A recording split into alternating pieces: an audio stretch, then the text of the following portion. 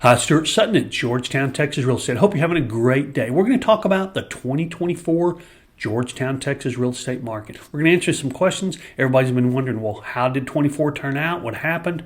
Well, we're going to answer those questions for you, and we're going to do it in detail. Take a look.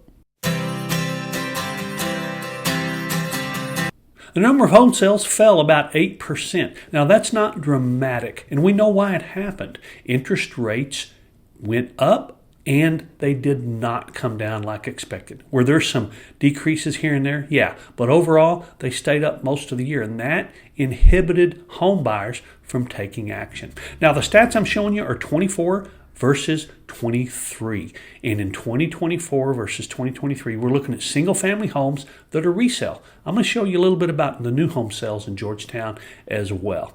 The average price of a resale home in Georgetown fell about 4%. Now, that's actually less than it fell in 23. So that trend is going in the right direction. Average price in Georgetown is about $469,000, $609 right now. The days on the market, it's taken a little bit longer. They're on the market about a 70-day average. Now, that's pretty normal, quite sincerely. If you look at past years that we all thought were really pretty good real estate markets, it wasn't that different. So 70 days is not a big concern. This figure shows what buyers are willing to pay compared to the asking price. That actually increased. Big positive. Big positive for that to increase. And as a matter of fact, it's at 97.88%. Nearly 98% is what buyers are willing to pay compared to asking price. A normal market, that's closer to 97. So this is also a very big plus, as is this. Price changes. So when a home went under contract, it was about 1.41% closer to the original asking price than in 23, meaning fewer price changes or less price change in the overall market. That's a big positive as well. Sellers had to change their price less in order to get their home sold, and they got a teeny bit more in the negotiation. So those are both a plus. And I throw this in because I preach this all the time. If you will price your home to sell, you will get more money, sell it faster, and sell it closer to asking price. Now, I know it's such a temptation to try to get as much as you can, squeeze as much as you can out of that equity. But you got a very nice windfall in that 18 to 20 month run up in 21 and 22. So you have a lot of extra equity you wouldn't have had. Even though we have seen a slippage in the average price, you still have a lot of equity that you wouldn't have had. As a matter of fact, probably six figures depending on your price range. But the average home in Georgetown has about 6 figures extra equity because of that 18-month market that we saw. Try to be diligent in getting your home priced to sell. The longer it's on the market, the less you will make. That's just historically a fact. Week after week, month after month, year after year, decade after decade in the real estate market. Now, we did see a few more listings come on the market, slightly less than 4%, but that increase was positive as well.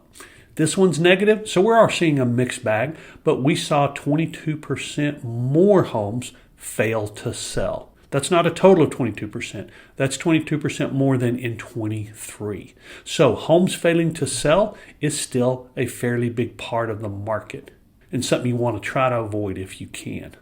Now, here's something that I promised at the beginning of the video. New homes make up more home sales in Georgetown than resale homes. Considerably more, as a matter of fact. Well, why do new homes make up a bigger portion of home sales? Well, because there's a lot of new home subdivisions and big ones in the Georgetown area.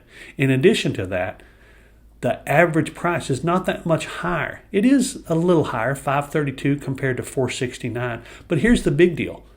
New homes are selling at a lower price per square foot than resale homes. And that is rare. I mean, if you could get a new car for about the same price as a resale car, wouldn't you do that? Of course you would.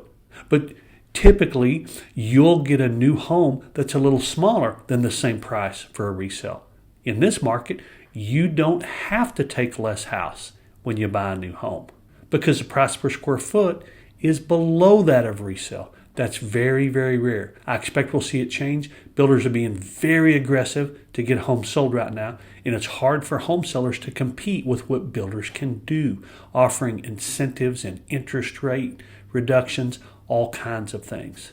Now, Sun City is also a very big part of the Georgetown real estate market. As a matter of fact, if you take the resale homes in Georgetown, overall, about a third of them are in Sun City.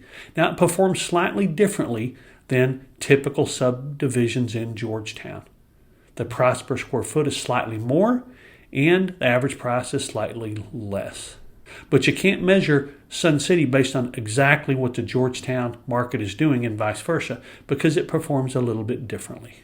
And just a side note, Georgetown is also known for homes on small acreage. There are more homes on small acreage in Georgetown than in any other community, including Liberty Hill. Now I'm going to send you to another video which shows you a very powerful secret to get top dollar for your home. You won't hear this elsewhere, so watch this video if you have any inclination to sell in Georgetown next year. And if you like this video, please hit that like button. Subscribe if you'd like to see more like this. Remember, it's your choice. Make it a powerful day.